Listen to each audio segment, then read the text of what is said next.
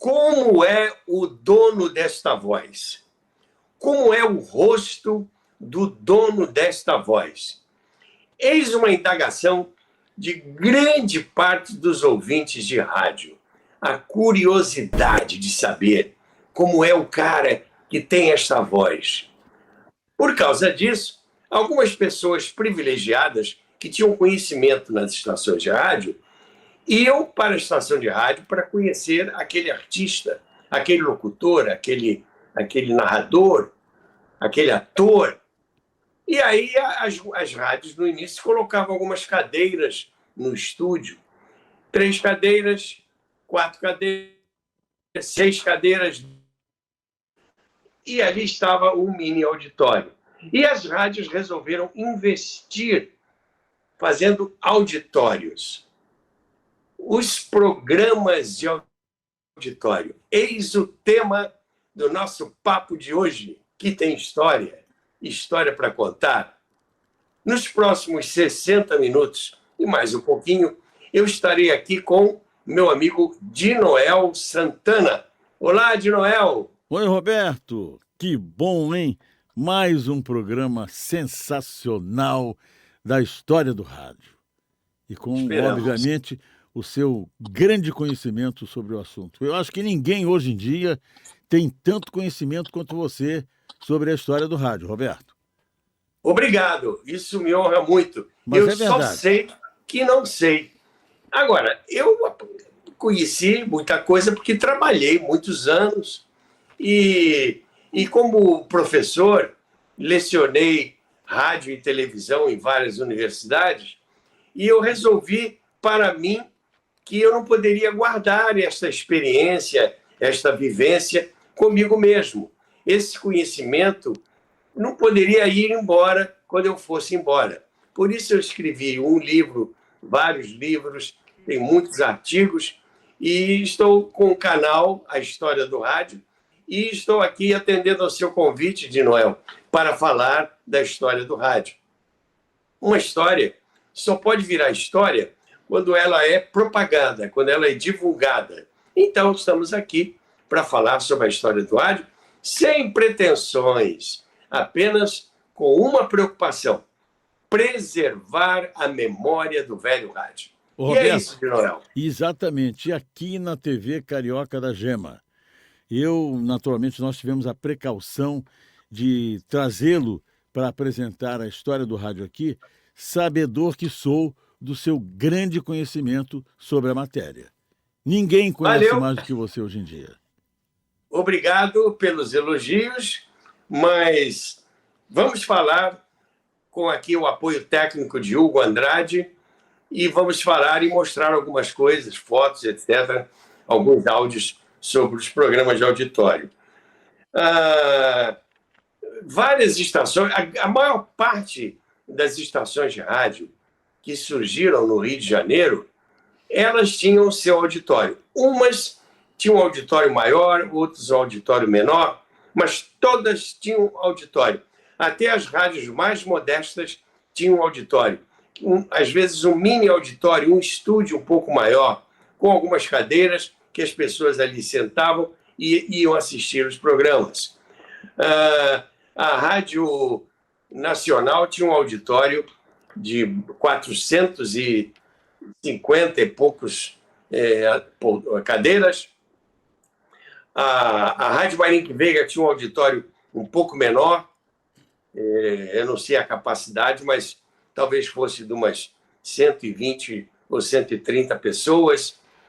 A Rádio Tupi tinha um auditório incrível. Não estou me referindo, Dinoel, àquele auditório que você trabalhou, que você conheceu, o Maracanã dos auditórios, com capacidade para mais de 1.100 pessoas. Por isso se chamava Maracanã dos auditórios, porque foi inaugurado em 1950, na época em que foi inaugurado o estádio do Maracanã.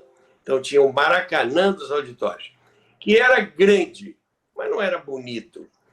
Eu conheci um auditório incrível, que foi o auditório da Rádio Tupi, que se situava no andar térreo da Avenida Venezuela 43. Esse auditório era lindo. Ele tinha painéis de Portinari nas suas paredes. Ele tinha poltronas estofadas de cor vermelha. Ele tinha um palco lindo, amplo, e com uma cortina prateada que se fechava como cortina de teatro. Esse auditório era muito bonito e mais, ele tinha ar-condicionado, um luxo para a época. Eu tenho na minha mente esse auditório porque eu era pequeno, eu devia ter uns 7 anos, e por coincidência, eu digo isso no meu livro, os meus avós maternos moravam, e eu estava sempre na casa dos meus avós, moravam a 100 metros desse auditório, no Largo São Francisco da Prainha. E, oportunamente, eu vou mostrar até foto do sobrado onde meus avós moravam, e eu estava sempre lá. Da sacada do sobrado da residência de meus avós e de minhas tias, eu via o prédio da Avenida Venezuela. Eu via. Eu podia ir até lá porque ficava a uma centena de metros. Pertíssimo. Pertinho. Pertinho. À minha direita, à direita da casa de meus avós, ficava a Rádio Nacional, na Praça Mauá. E andando um pouco mais, ficava a sede da Rádio Marink Veiga. É por isso, eu tinha Roberto, que trabalhar em rádio de qualquer maneira. Pois é, rapaz, mas é por isso que eu digo que ninguém mais, hoje em dia, sabe sobre a história do rádio do que você. Porque além de você gostar e ter trabalhado, você ainda coincidentemente, tinha essa proximidade da residência dos seus avós, onde você estava sempre. Então, para chegar na Rádio Tupi, eram 100 metros. Caminhava a pé, 100 metros. 100 metros. Né? A Rádio Nacional, 200. A Rádio Marink Veiga, 300. Quer dizer, era o núcleo das emissoras de rádio. Eu estava ali, né? No Exatamente. meio da muvuca. Aquele ar do rádio entranhou na sua mente, na sua vida. É ou não é? Exatamente. E eu tinha um tio, o irmão de minha mãe, que trabalhava nos serviços gerais da Rádio Tupi. E ele conseguia uns ingressos, umas cortesias, para nós irmos aos programas que eram transmitidos do auditório da Rádio Tupi. Eu conheci, falei isso para o Leleco Barbosa, o filho do Chacrinha, em 1944, eu tinha apenas 6 anos de idade, o Chacrinha, no início de carreira, magrinho ainda, eu conheci o Severino Araújo, que tinha chegado de Pernambuco, eu conheci o Paulo Gracindo, ainda novo, de cabelos pretos, eu conheci o Dorival Caymmi, jovem, eu conheci o Maxi Nunes, que era o produtor de um programa chamado Cadeira de Barbeiro, ainda jovem, recém-saído da Faculdade de Medicina. Eu conheci uma quantidade enorme de artistas que se apresentavam nos programas de auditório da Rádio Tupi. E tive o grande desprazer, um verdadeiro trauma para mim, porque eu presenciei o incêndio deste auditório. Eu presenciei esse incêndio, porque foi ali em frente a mim. Numa madrugada de fevereiro de 1949, eu já tinha, então, 11 anos de idade, eu fui acordado pelas sirenes dos bombeiros e pelo alvoroço na casa de meus avós. Eu cheguei na sacada do sobrado e perguntei à minha mãe, o que está acontecendo? Minha mãe, para me tranquilizar, falou assim, Betinho, ela me chamava de Betinho, a Rádio Tupi está pegando fogo. O quê? A Rádio Tupi está pegando fogo? Eu tive um choque. E minha mãe me pegou pela mão e me botou ali, que as pessoas estavam todas na janela vendo, e eu vi as labaredas que saíam do prédio da Avenida Venezuela 43. Realmente a Tupi estava pegando fogo. Eu tive um choque, um desgosto, porque era um sonho meu que estava pegando fogo. O auditório foi totalmente... A rádio foi destruída. A Tamoio, que era no segundo H, foi destruída. A Tupi, cujos estúdios ficavam no térreo, atrás do auditório ficavam os estúdios de rádio-teatro, de locução. Eu fiquei traumatizado com este incêndio. Tanto que, quem ler o meu livro, A Era do Rádio-Teatro, eu abro o livro descrevendo este incêndio. E eu confesso a você, de Noel, e confesso aos meus seguidores neste momento, da Carioca da Gema, eu fiquei tão emocionado que eu coloquei o rosto no colo de minha mãe e chorei. Eu chorei como se estivesse perdendo ali um parente, um amigo. Aquele choro de uma criança quando o cachorrinho morre, era aquele meu choro. E eu nunca me esqueci. Tanto que o livro, eu abro o livro descrevendo o incêndio da Rádio Tupi. Nós depois podemos fazer eu poderia contar mais detalhadamente como é que foi o incêndio desse auditório. A Tupi, então, levou um choque, um baque violento. Aquilo arrebentou com a rádio, porque foram 2 estações da Tupi, a Tamoio, que sofreram o incêndio, e o Chateaubriand fez a Rádio Tupi ressurgir das cinzas. E em um ano ele reconstruiu, o Chateaubriand, Gilberto Chateaubriand, era o dono dos Diários Associados, de vários jornais, revistas, Revista ao Cruzeiro, várias emissoras espalhadas por todo o Brasil, a famosa rede associada de rádio e jornal. E ele reconstruiu o auditório, não no andar térreo, mas lá no alto, na cobertura do prédio, o Maracanã dos auditórios. E não fez por menos. Ele, quase que com uma reação à tragédia, ele superou e construiu esse auditório. O Maracanã dos auditórios, onde você, inclusive, trabalhou, né, Genoel? É verdade, Roberto.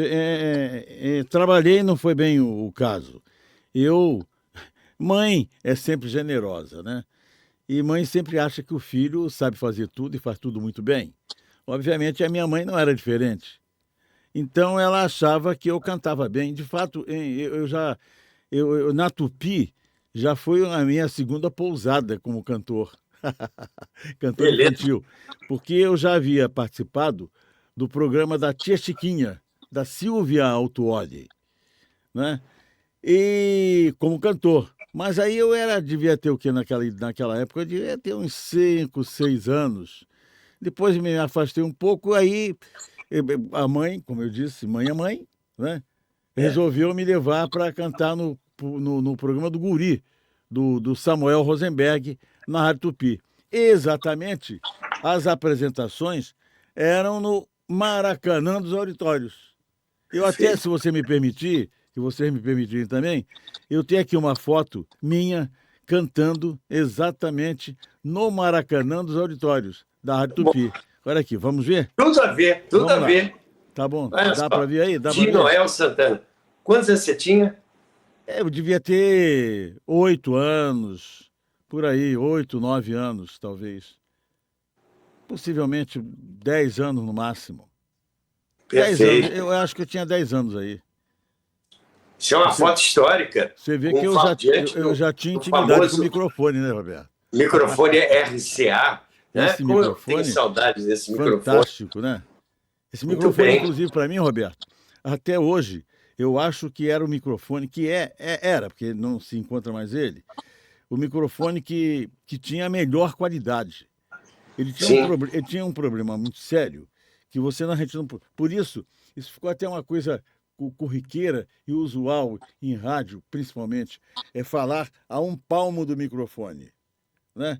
Exatamente porque esse microfone, ele tinha Eu acho que ele tinha umas fitas que captavam naturalmente a vibração da voz, e aquela fita fazia, se você se aproximasse muito dele, com determinadas letras, como P, B, entende? E fricativas algumas, ele ia fazer bum, bum, né? A gente chamava de bateu, o microfone bateu, né? Se Bateu. aproximou demais e bateu. Mas ele, de fato, era um microfone de uma qualidade incrível. Eu, apesar dos Sennheisers da vida, que são hoje em dia, no meu modo de ver, os melhores, como esses microfones que nós temos aqui na TV Carioca da Gema, são todos Sennheiser. Eu tive essa cautela de colocar essa marca de microfone aqui. Mas então, a qualidade desse microfone RCA era alguma coisa de excepcional. Você sabendo aproveitar bem, a qualidade era imbatível. Para mim ainda é até hoje. Mas a evolução está por aí. Hoje em dia você já pode se aproximar mais do microfone, né? Obviamente as pessoas, os engenheiros aperfeiçoaram algumas coisas, mas no meu modo de ver, a qualidade do microfone daquele RCA, desse que está aí na foto, era imbatível. E o cantor, ao qual nós vemos aí na fotografia, que sou eu, cantava mais ou menos. Para minha mãe eu cantava muito bem. Mas é isso aí, no programa do Clube do Guri, na Rádio Tupi, num Maracanã dos auditórios. Né? E já que falamos de auditório, vamos em frente que atrás vem gente, Roberto? Como disse? Já que eu falei de auditório, vamos tocar o barco que você propôs hoje, que é exatamente os programas de auditório? Vamos lá. Então vai, é você, a bola é sua. Olha, eu lamento profundamente a todos, lamento vocês, me desculpe, mas eu vou ter que privá-los do meu retrato quando eu estava aí com 10 anos. Dá licença. Bonito, muito bom. É um documento importante. As rádios todas, como eu dizia, tinham seus auditórios. E havia uma frequência muito grande, porque havia, como eu disse na abertura do nosso trabalho, havia uma curiosidade. Isso aí é um enigma, que não, todos pensam assim. Você, quando escuta uma voz de uma pessoa, você tem curiosidade de saber como é esta pessoa no seu cotidiano. No entanto, o rádio, essa curiosidade é maior ainda, porque o rádio trabalha com as emoções. O rádio trabalha com a voz, e nessa voz, o ator, o locutor, o narrador, o cantor, o artista que trabalha com a voz, ele coloca a sua emoção na voz. Então, é através da voz que o ouvinte é atingido por aquela emoção. O único instrumento que o homem de rádio utiliza é a sua voz. Ora, se eu estou ouvindo aquele artista e não sei como ele é, eu imagino que ele é gordo, se ele é magro, como é aquela mulher, qual é o tipo de cabelo que ela está usando, como é o vestido dela, ela é alta, ela é baixa, ela é bonita, ela tem uma voz bonita, mas será que ela é bonita de rosto, como é a sua voz? Então essas curiosidades todas passam pela mente do ouvinte. E aí o ouvinte ia até as emissoras de rádio para saber, para conhecer aquele fulano. Às vezes, até com uma certa decepção, porque a voz era bonita, mas o rosto era feio. Não é? Então, existem vários exemplos disso tudo. O artista, muitas vezes, quando migrou para a televisão, ele decepcionou muita gente, porque o indivíduo tinha uma voz muito bonita, mas o rosto não correspondia àquela voz. E aí vem uma certa decepção. Outra coisa que fazia com que as pessoas fossem aos auditórios é que também os programas de auditório, embora fossem programas de rádio, eles reservavam para aqueles que iam até o auditório algumas emoções. Vários cantores faziam evoluções, faziam apresentações histriônicas para os seus frequentadores de seus auditórios, embora o ouvinte não soubesse. Mas, como um prêmio à presença daquele ouvinte no auditório, aquele artista evoluía. Um dos artistas que mais fazia isso era a cantora Marlene. Ela, como eu disse quando falei na semana passada do programa César de Alencar, a Marlene cantava, fazia evoluções no palco que eram descritas pelo César de Alencar com muita propriedade. E surgiu, então, aquilo que no princípio não tinha. No princípio, os programas de auditório eram apenas para quem ia estar ouvindo pelo rádio. A partir do desenvolvimento da frequência do público nos auditórios, e os auditórios foram ficando cada vez maiores e mais confortáveis, eu citei aqui o exemplo da Rádio Tupi, no seu antigo auditório, inaugurado nos anos 40 e consumido pelo fogo em 49, os artistas faziam apresentações, dançavam, pulavam, cantavam, embora o programa, o ouvinte não pudesse ver. E surgiu também a figura do animador de auditórios. Eu disse na semana passada, quando eu falei do César de Alencar, que não existia no Brasil programas de auditório com a chancela do artista. Programa César de Alencar, programa Manuel Barcelos, programa Carlos Pallu, programa... Paulo Gracindo. Paulo Gracindo, bem lembrado. Então, não existia. Manuel Barcelos, né? Você falou. Manuel Barcelos. Então, havia todo um clima nos auditórios. Eu vou pedir ao Hugo, já que eu falei de Marlene e de Manuel Barcelos, para colocar aí um trechinho de um registro sonoro do programa de Manuel Barcelos. Vamos lá, Hugo.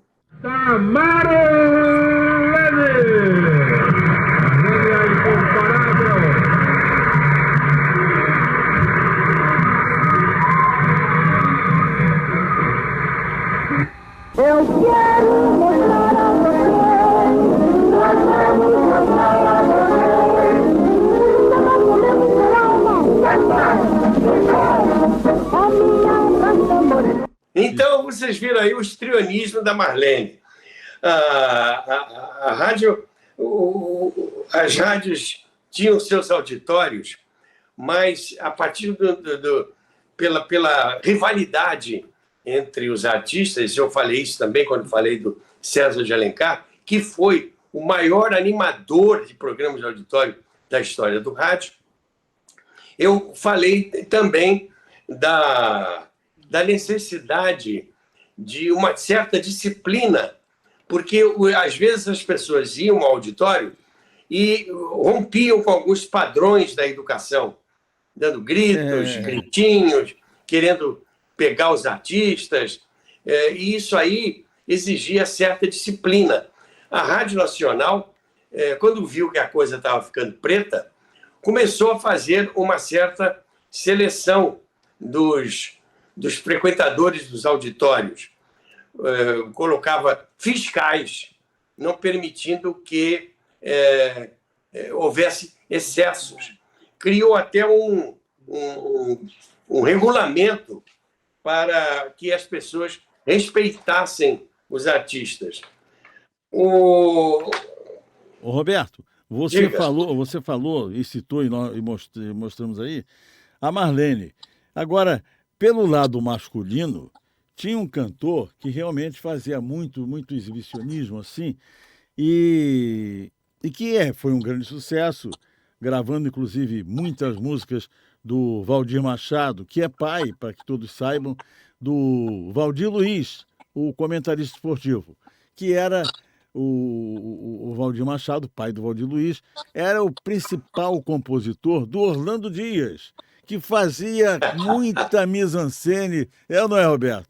E ia, se tirava o lenço, se enxugava, se ajoelhava e cantava: "Tu és a criatura mais linda que os meus olhos já viram", não é? E por aí vai, inúmeros sucessos. Agora, o Orlando Dias também era craque nesse assunto de se exibir desta maneira, independente do bom cantor que era.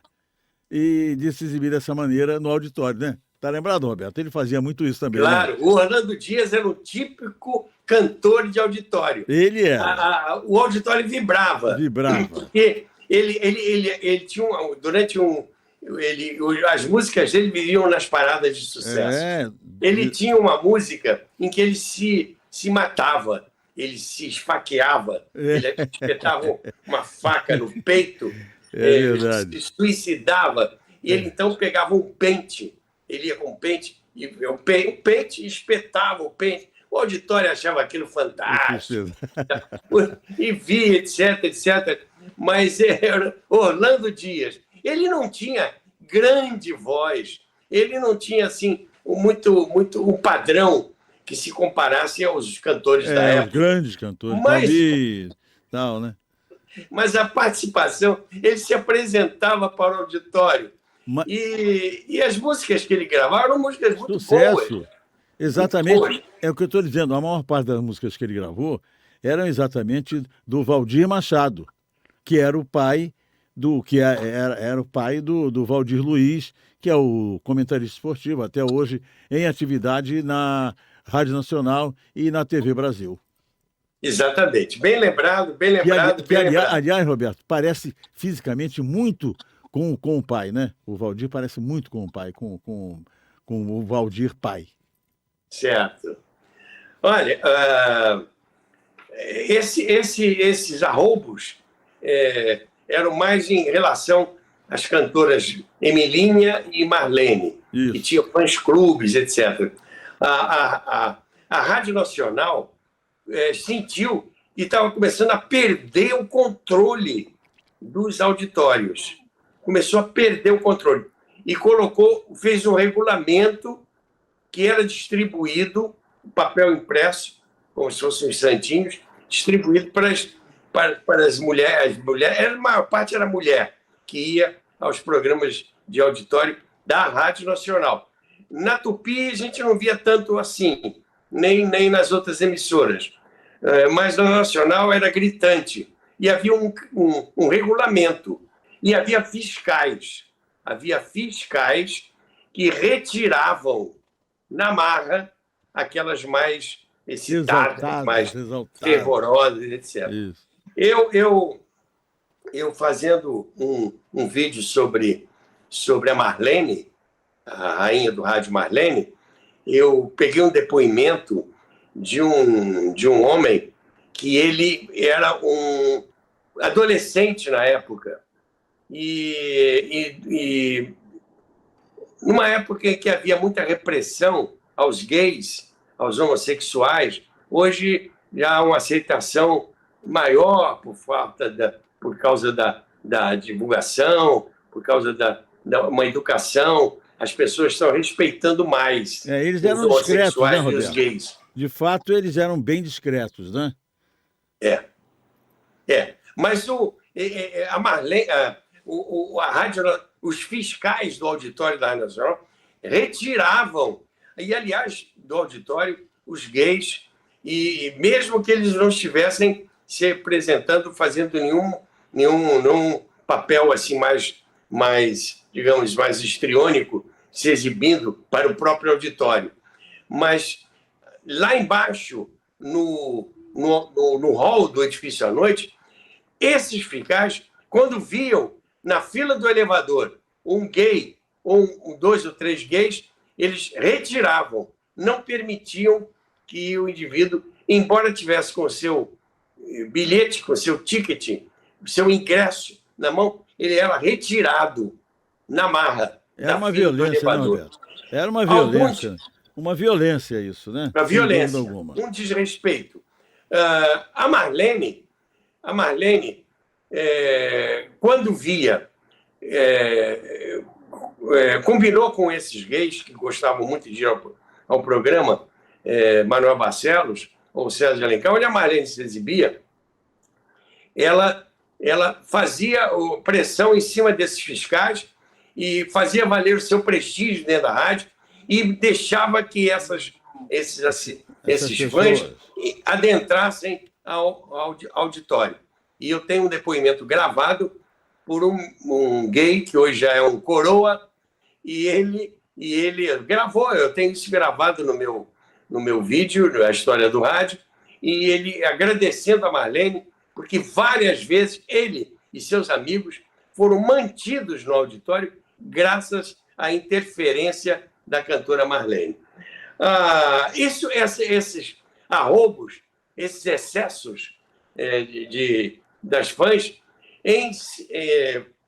ensejou ao famoso compositor Miguel Gustavo uma música que foi gravada pelo Carequinha, e daqui a pouquinho eu vou cantarolar para vocês. O Nestor de Holanda era um cronista que escrevia para vários jornais e revistas, e ele também produzia programas para a Rádio Nacional. O Nestor de Holanda trabalhou em diversos jornais e programas da própria emissora. E ele criou o termo macacas de auditório. Eita ferro. Teve uma gritaria danada. Macacas de auditório. Ele criou esse termo. E houve uma repercussão altamente negativa para o Nestor de Holanda, porque ensejava aí, mesmo naquela época, hoje então nem se fala, né? Mesmo naquela época, deu muita história, deu panos para mangas, como se dizia naquela ocasião. Ô, Roberto, agora eu acho o seguinte, eu interpretando a expressão com o que acontecia, eu acho que não tinha nada a ver, era uma coisa mais... Por que macaco? Porque elas ficavam no auditório pulando muito, né? E o macaco pula de galho em galho. Fazendo macaquices. Eu acho que a comparação era por aí, né? Exato. Não era nada ofensivo, era simplesmente nesse sentido de que elas ficavam no auditório pulando incessantemente, vibrando com a apresentação da sua cantora ou do seu cantor predileto.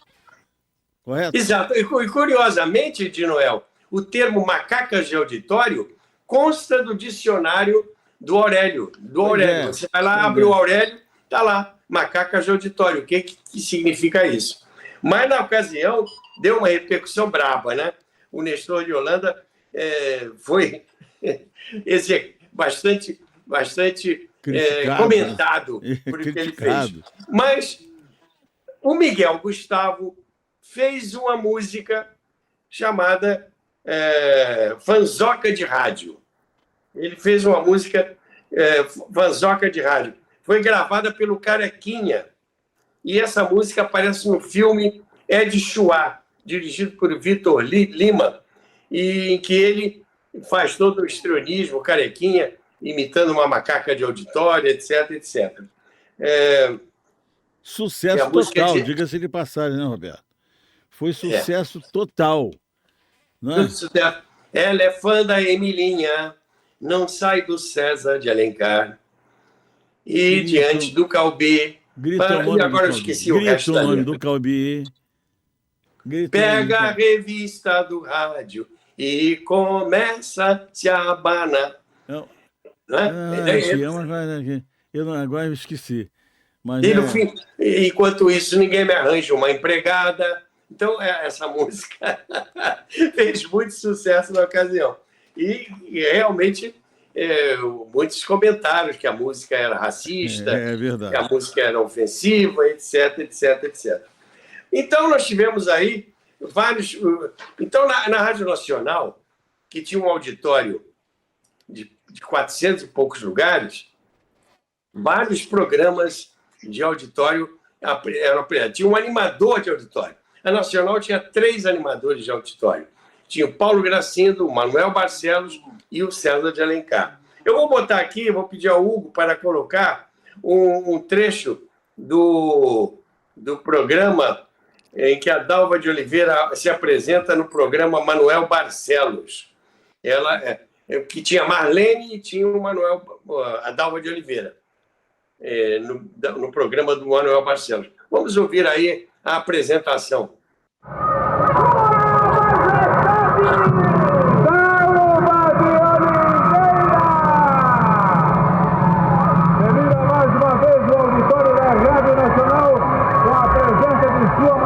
A Rainha do Rádio, logo, senhor. O que é que você quer dizer?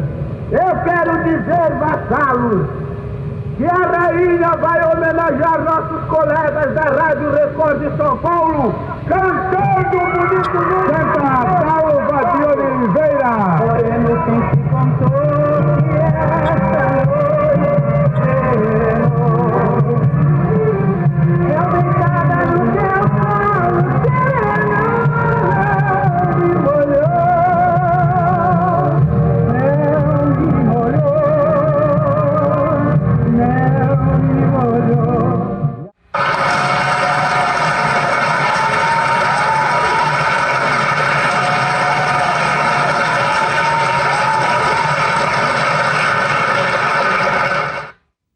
Muito bem. Que cantor, Muito hein? bem, muito que bem. cantor, hein, Roberto? Que cantor, hein?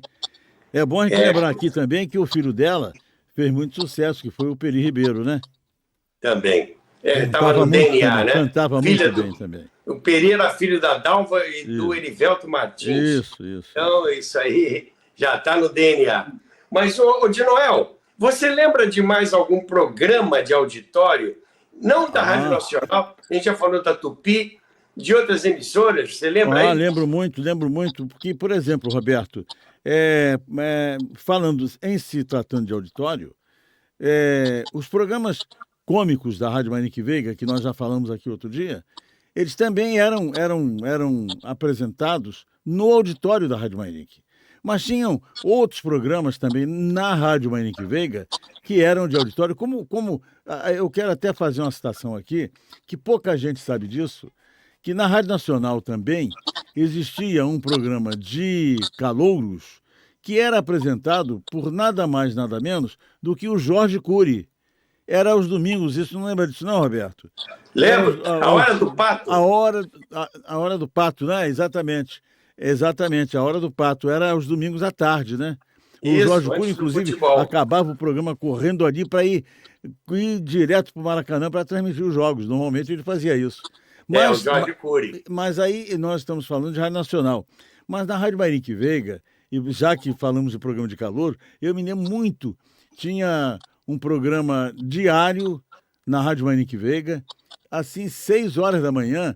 Era curioso isso, porque era um programa em que a maior parte, o pessoal que pegava no trabalho 8, né, 9 horas, por aí, ou até 7, muitas vezes, ia para lá, era um programa de calouros, PRE Neno, que era o patrocinador, eram as Casas Neno.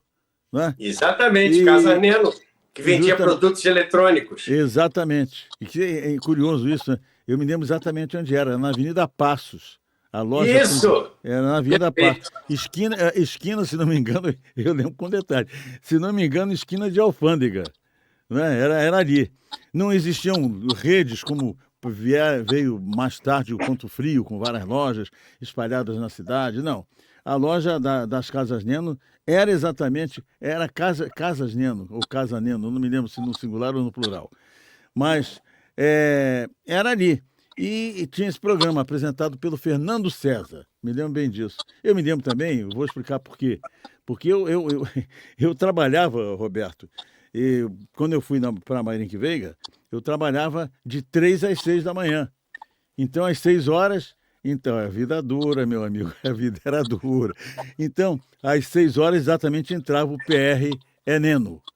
Agora, eu estou falando isso, mas na própria Rádio Manique Veiga, Roberto, também teve um programa que foi um sucesso muito grande, que foi o Hoje é Dia de Rock, do Jair Thaumaturgo, apresentado basicamente pelo Isaac Zaltman, que era um era locutor e depois locutor. Foi também guindado a praticamente animador. Animador, né? Ele era muito versátil, diga-se de passagem. Ele era muito brilhante. Mais tarde, inclusive, ele foi trabalhar na Rádio Globo, apresentando os noticiários matutinos da Rádio Globo. Mas exatamente. Hoje é Dia de Rock, revelou grandes talentos da música. Um deles, muito marcante, foi o Tony Tornado, né, que ele ia para lá porque ele já tinha aquele trejeito dele, aquela forma de dançar espetacular. E Renato Sesburquer, muita. Era uma gama de grandes valores, como também o PRE Neno. que muita gente... Exato, revelou muita gente boa. Muita gente. E eram programas de auditório. E olha, é curioso, hein? 6 horas da manhã, o auditório da Rádio Manique Veiga lotava de não caber todas as pessoas sentadas. Muita gente assistiu o programa em pé. E grandes talentos.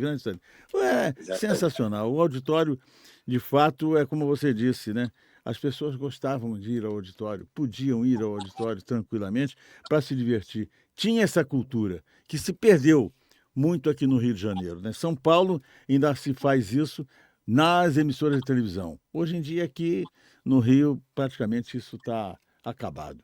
Mas vai lá, Roberto, eu já me meti o bedelho aí. Essa mística, muito boa teu depoimento. Essa mística essa curiosidade que o ouvinte tem de conhecer o rosto daquele artista de rádio é uma coisa muito interessante. É uma curiosidade, o que é natural, né? O que é natural.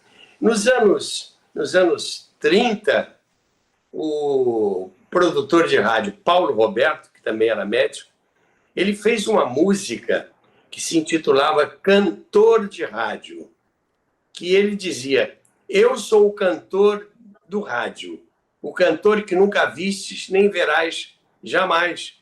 Quer dizer, que é só se for lá no auditório, né? É isso. Que foi gravada essa música pelo João Petro de Barros. Então é a mística dos programas de auditório. E tinha uma coisa curiosa que eu quero contar para os nossos ouvintes e seguidores. Aqui da TV Carioca da Gema. TV Carioca da Gema. Aliás, Roberto, dá licença, eu não posso perder a oportunidade, já que você abriu uma brechinha, pimba. Não deixe. Está na hora. Não deixe de fazer a sua inscrição, não deixe de botar o seu like, não deixe de compartilhar.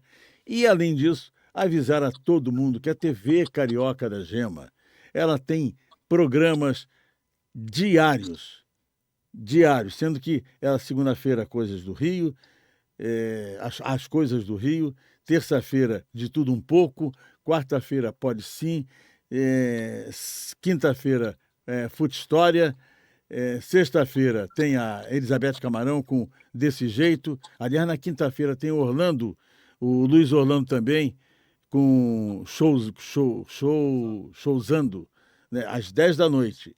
E às sextas-feiras, então tem a Beth Camarão às 18 horas, né? Mas não vamos falar de horário, porque isso está sempre no ar, permanentemente. Mas tem a Beth Camarão e tem o Luiz Orlando com Sambando. E aos sábados, hein, Roberto? Aos sábados somos nós. A história do rádio. Estamos aqui. Contando aqui. E, não é? Nos divertindo e prazerosamente falando sobre esse veículo sensacional que é o rádio. Não é? Vai lá, Roberto, manda. Então, havia programas de auditório, geralmente eram muito barulhentos, por causa da euforia, da presença das fanzocas, dos fãs-clubes, etc. Mas havia muitos programas de auditório que eram mais sérios, que eram mais discretos, em que o público se comportava. Em programas musicais, inclusive. A Rádio Nacional, junto do seu auditório, tinha um estúdio onde ficava a orquestra. Onde ficava o coro, eram programas musicais. Mas, em certos programas musicais, não havia interesse de participação do auditório. Então, o que a Rádio Nacional inovou? Ela tinha muito dinheiro, ela criou uma parede de vidro. Eu me lembro. Parede de vidro, você conheceu, né? Claro. Você sabe, essa parede de vidro, ela subia e descia. Sabe vidro de automóvel? Vidro elétrico de automóvel? Isso. Ele desce para dentro da porta, né? Aquele espaço ali, isso. Ou sobe. Né? É a mesma coisa. Só que isso é uma tecnologia dos anos 40. E era uma parede de vidro. Blindex, e era um né? vidro duplo. Isso. Era um vidro duplo, que isolava o som completamente entre o estúdio e o auditório. Se o programa queria a participação do público, abria o vidro e o público aplaudia, etc, etc. Se não interessava, fechava. E os artistas se apresentavam ali, naquele lugar ali. Bom, então, essa curiosidade. Hoje em dia, meus amigos, eu queria contar para vocês um detalhe ainda sobre esse vidro. Esse vidro era imenso. Ele tinha, parece... eu não tenho aqui as medidas no momento, mas tinha 2,20 m por 5 de altura, por 5 metros ou 6 metros de comprimento. Era a boca do palco todinha. E ele não tinha como, ele não cabia nos elevadores. Eram 2 vidros, era duplo. Não era um vidro só, era duplo. No meio, entre eles, tinha um espaço, né, de ar. Esse vidro não tinha como subir nos elevadores, nem podia ser partido, ele não cabia. Ele subiu, ele foi içado por uma empresa especial, ele subiu até o 21º andar e entrou pela janela, por uma das janelas do auditório. Foi num sábado pela manhã.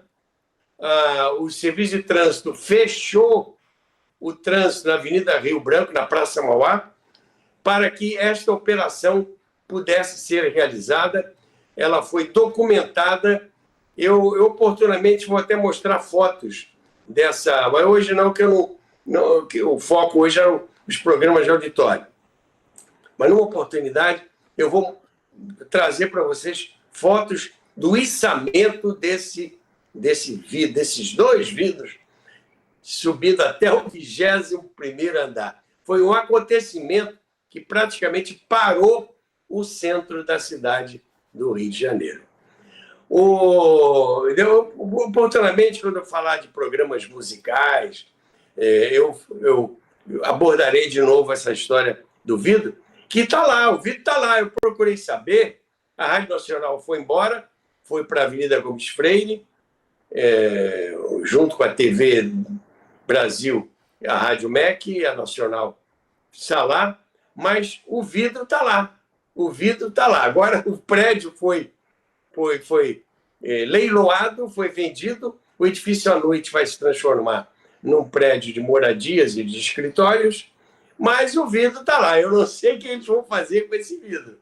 Vai ter que descer de novo para a Praça Mauá? Eu acho que não vão não, Roberto. Eu acho que não vão não. Ainda mais que é uma parte referente à memória. Não vai nada. É exatamente o estúdio, aquele estúdio do Rádio Teatro. Possivelmente você outro dia falou sobre alguma coisa sobre o estúdio do Rádio Teatro, né? Ele foi remontado na Avenida Gomes Freire. Pois é, onde era, que agora é a TV Brasil, onde era a TV Educativa. Exatamente. Mas, meus amigos, então, havia os programas de auditório que nós já citamos, e nas rádios, você citou aí, na Rádio Marique Veiga, falamos da Rádio Tupi, da Rádio Nacional, de montão, porque a Rádio Nacional tinha muitos programas de auditório, e tinha também programas que não eram de auditório, eles eram transmitidos do auditório, porque existe uma diferença. Existem os programas de auditório e existem os programas transmitidos do auditório. Nos programas de auditório é o nosso foco, é o tema de hoje. E havia programas transmitidos do auditório, geralmente programas musicais. Mas eu gostaria de falar agora de um trem. Eu não sou mineiro, não. Eu vou falar de um trem, viu? Uai! Vou falar de um trem. Era um trem que não deslizava sobre trilhos. Este trem deslizava na imaginação dos ouvintes. Que trem será este? É o Trem da Alegria, Oba. Um dos mais famosos programas de auditório do velho rádio. O Trem da Alegria, que era produzido por um trio, o Trio de Osso, como uma sátira ao Trio de Ouro, porque havia o Trio de Ouro, né? Dalva, Orivelto, Nilo Chagas, Dalva de Oliveira, e tinha o Trio de Osso. Porque também, Porque os Roberto, 3 componentes desse trio eram muito magros. magérrimos, magérrimos. O Trio de Osso era formado por Éber de Boscoli, pela Yara Salles, grande atriz, que era a esposa do Éber de Boscoli, e pelo Lamartine Babo, grande compositor brasileiro, Lamartine Babo. Esse trem, ele distribuía passageiros ouvintes por todo o Brasil. Foi um programa importante, era um musical, era um programa que foi transmitido por várias emissoras, pela Rádio Marinque Veiga, daquele auditório que você citou, da Rádio Tupi, pela Rádio Nacional também, mas o programa foi ficando tão famoso que ele não tinha mais auditório que coubesse, não havia nessa época o Maracanã dos auditórios. Isso. Eu estou falando dos anos 40. Então, o Trem da Alegria passou a ser transmitido de teatros e de cinemas de todo o Brasil. Muito no Teatro Recreio, né? Tinha o Teatro Recreio, Teatro de Carlos Gomes, João Caetano, Isso. E também de cinemas de subúrbio, para que todos pudessem. O programa tinha uma audiência muito grande e tinha também uma grande participação do público, porque eram artistas, eram cantores que desfilavam, cantores que não eram da Rádio Nacional, eram cantores que às vezes não tinham nem contrato com uma emissora fixa, e esse trem tinha o Éber de Boscoli, era como se fosse uma locomotiva, né? A vapor, uma Maria Fumaça, como se dizia. Roberto, inclusive, desculpe interrompê-lo, você fez uma citação aí que eu acho muito importante. Eu acho que exatamente um dos grandes sucessos do Trem da Alegria é porque, por exemplo, na Rádio Nacional, na Rádio Tupi, na Rádio Marinque Veiga, os cantores normalmente eram aqueles cantores contratados da emissora, dessas emissoras. Já no Trem da Alegria, iam cantores os mais diversos, independentemente de serem ou não contratados das emissoras, né, Roberto? Você não acha isso? Exatamente. Exatamente. Abriu um leque muito grande para todo mundo. E isso foi do agrado geral, inclusive do público, claro. Exatamente. O Éber de Boscoli era primo do Ronaldo Boscoli, Sim. Grande compositor brasileiro, fez composições lindas com o Roberto Menescal. Isso. A Yara Salles era uma grande atriz. A Yara Salles, uma radioatriz da Nacional, ela foi a Mamãe Dolores da novela O Direito de Nascer. A Yara Salles era uma pessoa muito simpática, muito histriônica. E o terceiro elemento era o Lamartine Babo, como eu disse para vocês. Quando a Yara Salles se casou com o Éber de Boscoli, o padrinho de casamento do casal foi o Lamartine Babo. Roberto, desculpe interromper mais uma vez, mas é bom que, já que nós estamos falando de história do rádio, é bom que todos saibam o seguinte: o Lamartine Babo, ele era tio do Oswaldo Sargentelli. Sim, claro, bem lembrado. Não é? Exatamente. Você vê que há todo um encadeamento aí artístico de grandes talentos. Não é? Do Sargentelli. Exatamente. Grande Sargentelli. Uhum. Grande Sargentelli. Então, a propaganda diz assim: o Éber de Boscoli era o maquinista do trem. O maquinista era o Éber de Boscoli. A Yara Salles era a foguista.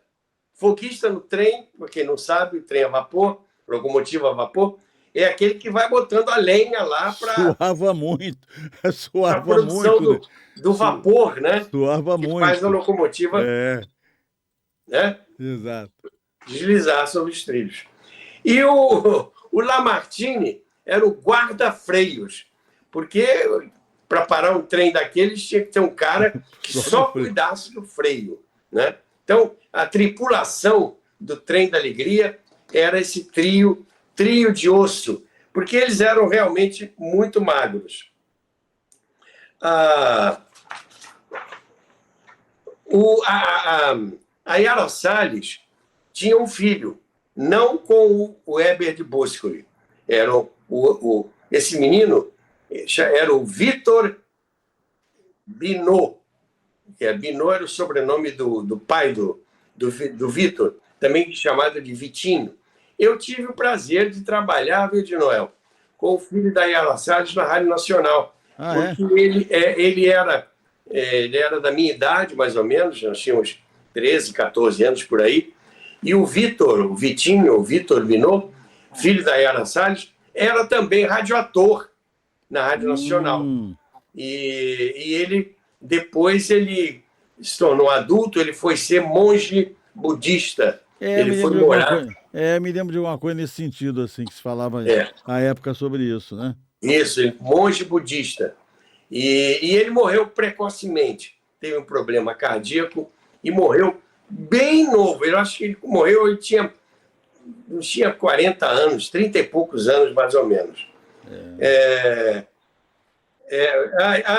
Perfeito. Olha, eu tenho aqui nas minhas anotações, o meu amigo Vitinho morreria de leucemia em 1980. Morreu de leucemia em 1980. Por isso é que é bom a gente anotar as coisas para dar uma informação precisa. A Yara, ainda quando o Vitinho era vivo, ela adotou um menino. Esse menino depois se tornou ator. Sabe o nome desse menino? Perry Salles. Eu não me lembrava, não. Perry Salles. O Perry Salles era filho adotivo da Yara Salles. O Perry Salles depois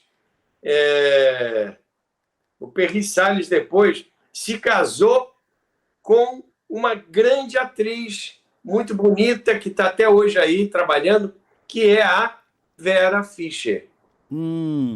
Então, o Perry Salles casou-se com a Vera Fischer. Infelizmente, o Perry Salles morreu de câncer em 2009. Poucas pessoas souberam disso, mas foi uma perda, porque o Perry fazia dupla, fez vários filmes, inclusive, com a Vera Fischer, e foi ator, foi galã em várias novelas da TV Globo. Ele era, justamente, filho adotivo da Yara Salles e deu o sobrenome Salles para o Perry Salles. O Heber de Boscoli morreu precocemente. Ele morreu em 1955. Ele estava em pleno sucesso quando ele infartou e pegou todo mundo de surpresa. Ninguém esperava a morte tão precoce do Heber de Boscoli, que era um cara importante. Ele foi empresário, ele montou peças de teatro, ele montou shows, ele tinha um talento muito grande, não apenas para o microfone, tinha uma voz muito bonita, como também ele foi um empresário de muito sucesso. Ele morreu de infarto em 1955. Ele pegou todo mundo de surpresa, ele estava bem, ou pelo menos aparentemente bem, e ele infartou e morreu em 1955. E o prefeito do então Distrito Federal, já que aqui era capital da República, inaugurou uma rua com o nome de Heber de Boscoli, em Vila Isabel. Essa rua fica em Vila Isabel. A Yara Salles morreu bem depois, em 1986. Eu cheguei a ser contemporâneo da Yara Salles na Rádio Nacional. O Trem da Alegria viajou pelos trilhos do rádio até 1950, porque o Weber morreu em 55. Mas quando o Weber morreu em 55, o Trem da Alegria não existia mais. O Trem da Alegria terminou no final dos anos 50. Com o término do Trem da Alegria, no final dos anos 50, o Weber de Bosco enveredou pelo caminho dos negócios, do business, e era um homem muito interessante, muito importante, muito inteligente. Ele empresariou vários espetáculos no Rio de Janeiro. Weber de Boscoli, né? Eu não sei, até o Boscoli, o Ronaldo Boscoli, também, além de compositor, ele era empresário também. Montou vários espetáculos. Lembra daquela dupla, Miele e Boscoli? Claro. Vários espetáculos no Canecão, né? Musicais, etc. Agora, Roberto, ainda falando do programa em si, do Trem da Alegria, eu me lembro muito disso, porque eu frequentei muito esse programa. Minha avó me levou muito para assistir, porque ela gostava exatamente do programa. Ela passava na minha casa e me levava para assistir o programa. E existia um músico que era um bom músico, por sinal, um saxofonista, ele tinha um biotipo assim, barrigudo, entendeu? Ele era uma boa altura, aquele barrigão, me lembro disso exatamente, chamado Luiz Americano, que era uma das grandes atrações do programa. E foi um saxofonista brilhante e sempre, independente de acompanhar os cantores que lá iam, ele também fazia lá a sua participação especial. E tem um detalhe curioso nisso tudo, que tem eu diria, ex-técnico de futebol, que na ocasião, ele devia ter o quê? Sei lá, eu não me lembro a idade, assim, mas era pequeno. Ele devia ser 9 anos, 8 anos, e que tinha assim, era gordinho e tinha um barrigão, entendeu? E a família o apelidou de Cano, por causa do Luiz Americano. Esse praticamente ex-técnico de futebol, hoje em dia entrou para o mundo, eu diria, para o mundo artístico, nada mais é do que o Joel Santana. Tanto que ele tem um apelido de Cano. Sabe dessa? Por causa do Luiz Americano, músico do programa Trem da Alegria. O Joel Santana. Grande figura. Ele tem um apelido de Cano. Exatamente por causa do Luiz Americano.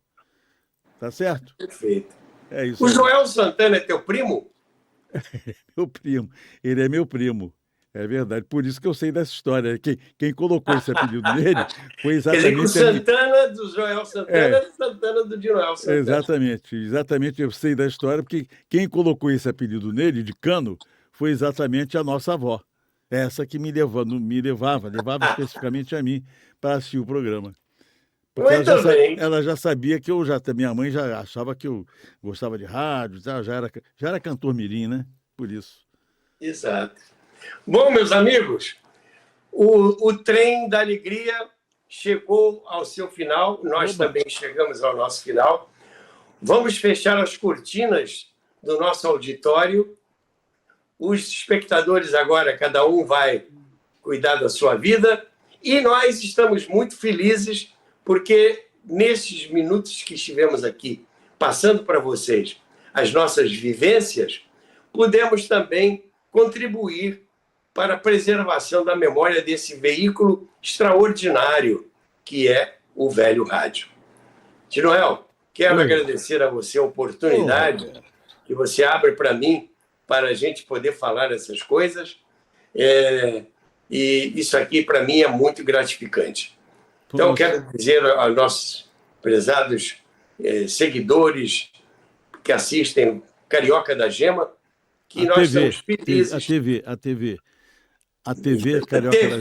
TV Carioca da Gema, que nós estamos muito felizes, porque estamos sentindo, eu vejo pelos comentários de Noel, que chegam até mim, através do YouTube, como o nosso programa está indo bem, né? Que bom. Há muita gente vendo, especialmente pessoas mais antigas, né? Que viveram a época de ouro do velho rádio. Então, nós estamos aí com vocês. Roberto, e quanto aos novos, há o seguinte, não há coisa melhor para os estudantes de comunicação do que assistir a história do rádio aqui na TV Carioca da Gema, porque vão saber de coisas muito interessantes, pelo seu vasto conhecimento e grande, e poderão, obviamente, fazer trabalhos, desenvolver trabalhos sobre o rádio na sua faculdade e, além do mais, ver que nós fazemos isso com tanta alegria, com tanta espontaneidade, que eu acho até, você está dizendo isso, Roberto, eu acho até que chega a ser contagiante as pessoas assistirem aqui a história do rádio com essa apresentação fantástica e conhecimento incrível que você tem a respeito desse assunto. Muito obrigado, Noel, por suas palavras. Você Verdade. Realmente é muito, muito prazeroso de estar aqui com vocês. E queremos agradecer. Obrigado a Dinoel Santana. Obrigado, Hugo Andrade. Fechamos aqui esta apresentação da história do rádio. Isso aí. Ficamos por aqui. Saudações radiofônicas.